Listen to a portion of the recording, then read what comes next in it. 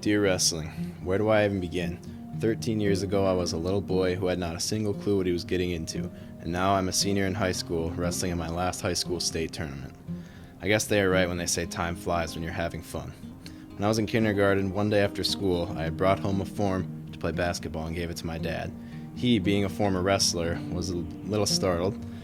We talked for a little bit, and I found out they didn't give away trophies after basketball games, but they do after wrestling tournaments. With a little convincing and now a little incentive, I agreed to wrestle that year. The rest is history. That being said, the best things I've received from you have not been medals, trophies, or any award for that matter. It is the countless life lessons that I have learned through the highs and lows of the sport that make it all worth it. Every wrestler has had to cut weight at some point in their career, myself included. From this, I've learned how to be accountable for myself and how to be disciplined, and not just in a diet or managing weight, but also in school, life, and everything else that I do. You've taught me how to be optimistic and always see the good in every situation, even when it seems like there's no good at all. As much as it is my goal to win, losing matches is just as important. Shoot, that was my spot. I have learned that it is okay to fail in life because it gives me something to work on and an opportunity to make myself better. I'm very fortunate and have been blessed with great resources, parents, coaches, and teammates. I know for a fact that I would not be the person and wrestler I am today without them, and for that, you've taught me humility. When two wrestlers shake hands, most people interpret it as simply out of respect for each other. I view it as more than that.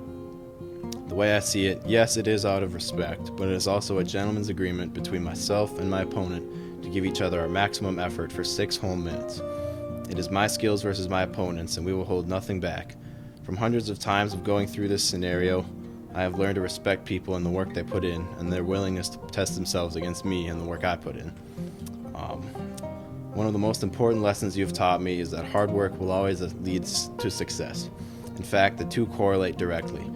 The years where I started taking the sport more seriously, going to more practices, and working out more were the years I noticed bigger jumps in my success.